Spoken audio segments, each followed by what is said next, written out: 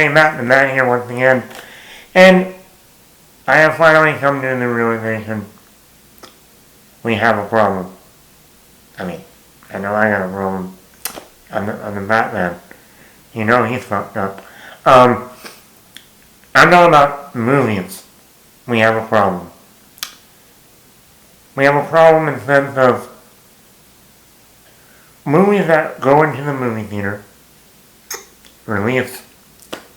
And if you're not like a major blockbuster, like a Marvel movie, or Mission Impossible, Jurassic Park, Superman, Fast and Furious, if you're anything not that, your time in the theater is so limited.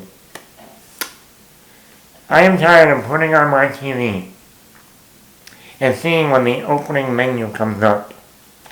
Oh, you can watch this movie now. Oh, this movie's available to rent or buy. And me, looking at that movie, I go, that movie just came out 3 weeks ago in the theater. In the theater! Theater! There are people that go longer to have sex than to wait for this movie to come out at home. I mean, there are people that don't get laid for weeks on end and months.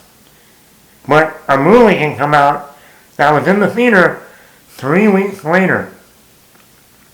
And I say this because that is a problem on a number of fronts.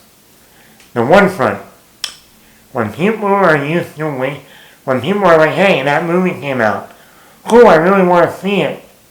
But do I want to spend 20, 30, 40 bucks to go see it in the theater when I can just wait 3 weeks and it'll be home and I can rent it for like $15 or buy it for $15, $20 and either own it or rent it, have a few people over, even if they want to chip in $1 or two, and there you go. I don't have to worry about parking, I don't have to worry about other people in the theater, being rude and annoying, being on their phone. Like, asshole, you're in a movie theater. This isn't your fucking living room. Turn your phone off and watch the damn movie. I don't get it. I don't even those people pay money. But unlike some people, who go to the movies every weekend, pretty much, they have an unlimited or Regal Crown or A-list. So it's like, hey, I'll pay $15 a month and go see as many movies as I want in the theater. That works for me. I'm a movie guy. But, any Tom, Dick, and Harry who only wants to go see that new Marvel movie, or that new Jurassic Park movie, or that new Mission Impossible movie, they might be going to the theater 2 or 3 times in a given 3 months. So you're paying to go see that movie when you're on your little fucking phone. I don't get it. It's annoying. It's rude. You think, even when you're trying to cover it with your hand or turning the light down, you still want it. I still see it. You're being rude. But yeah, people will be like, hey, I'll just stay at home. I'll be on my couch or on my chair. I can have my phone out. I can have my computer out.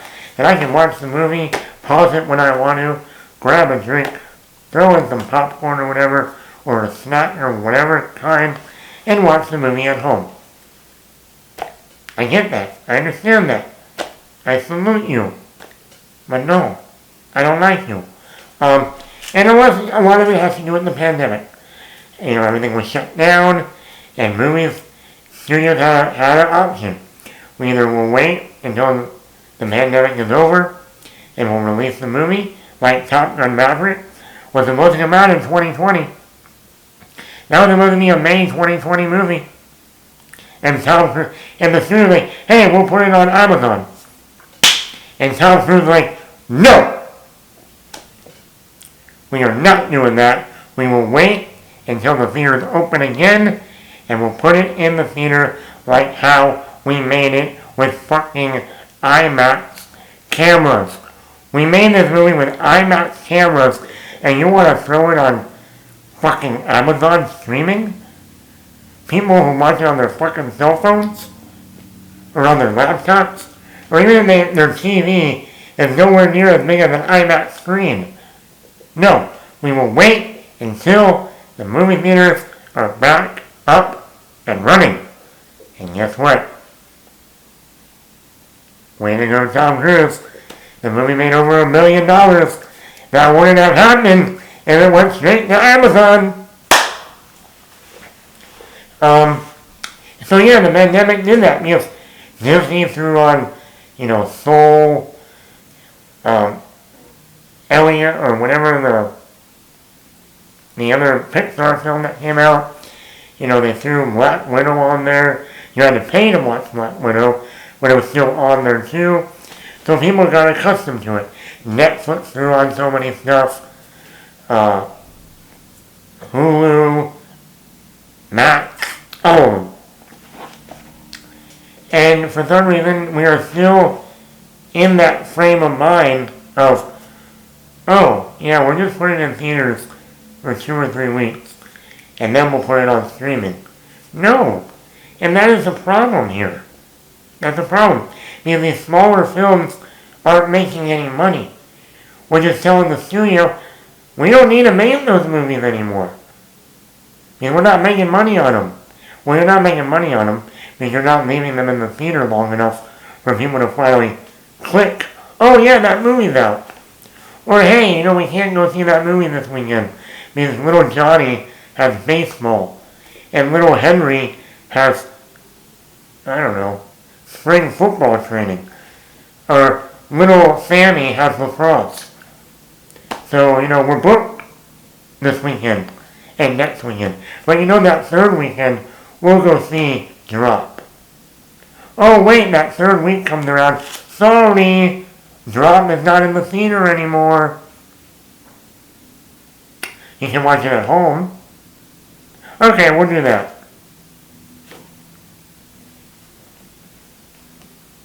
I remember the days where movies would stay in the theater for months and months and months on end. Titanic was in the theater for a year. Lord of the Rings, Spider-Man, Harry Potter, Star Wars. These were Disney movies, Pixar films. They were all in the theater longer than a month. Longer than 2 months, some of them. You know why? Because that's how they made their money. Titanic would not have made $1 billion, over $1 billion back then, if it was only in the theater for 3 weeks. Think about that. Titanic was in the theater for a year. It also helped it with PG-13. Even though that movie should have been rated R. But that's a whole other story. Lord of the Rings wouldn't have been so successful if it was only in the theater for 3 weeks. Jaws, back in 1975, would not have been successful if it was only in the theater for 3 weeks. Because back then, people didn't have internet, cell phones. They read it in a fucking paper. So in order for the word to get out to people, it would take a week or two. For people to be like, yeah, did you see that movie? Here's an example. You want to go to a smaller film? Let's go to a smaller film. My Big Fat Greek Wedding, 2002. That movie was a sleeper hit. Why? It was made for peanuts. Peanuts! But why was it successful? Because the word of mouth kept going and going and going and going. In fact, I remember our family came and go see that movie for almost, I think it was already out for a month by the time we went and saw it. Now, this was before I had a car and I was able to get out more and go see movies all the time. But nowadays, if that movie came out now, A, it would either be thrown on a streaming service, or B, after 2 weeks, that movie would be out of the theater and at home where you can rent or buy. That movie made the money it made on on peanuts. It was made for peanuts, but it made millions and millions and millions and millions and millions of dollars. Why? Because the word of mouth was so strong, and it was in the theater for a long period of time to make that money. Once again, smaller, shorter, did not work. People like long. You get my point. So, that is the problem now with movies. You know, there was a time when you don't anticipate movies anymore because, hey, you know that back in the day, that Christmas movie, I don't know, let's say The Grinch. The Grinch comes out in November of 2000.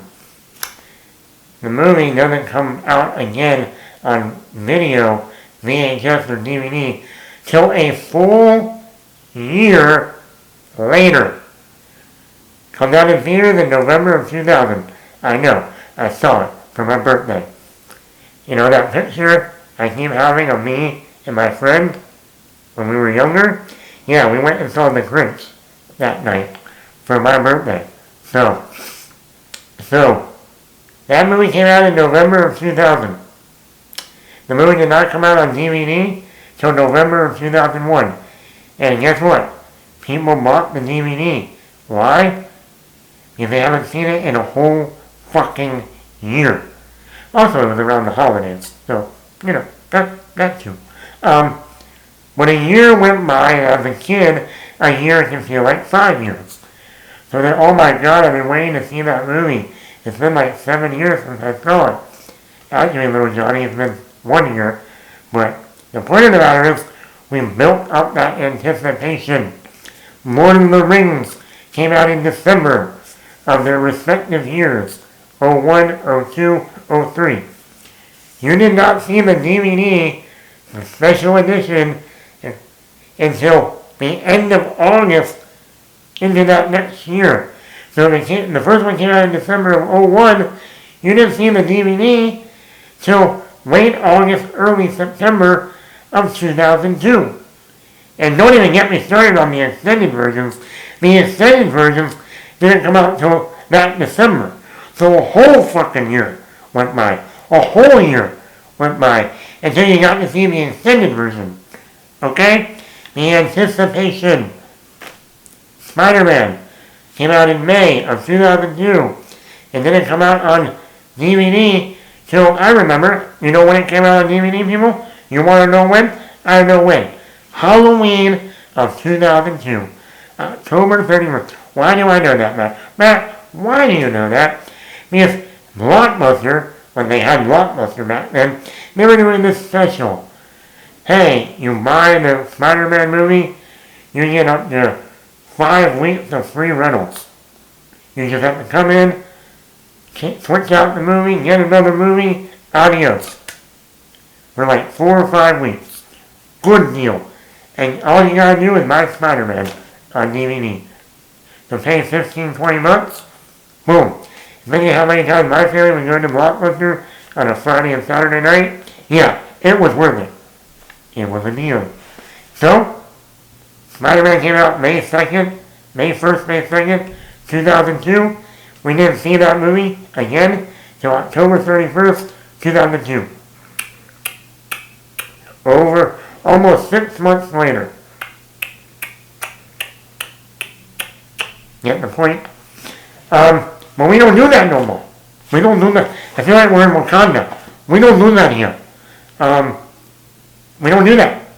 A movie will be out 3 weeks later. You can watch it at home in 3 weeks or less. So what's the point of going to the theater? And now with this Hollywood tariffs, which I'll get into in another podcast, that's really going to hurt the movie industry because if these smaller independent films are barely making any money in the theater now, oh boy, when we get those Hollywood tariffs, forget about it. There'll be no small films, no independent movies ever made again.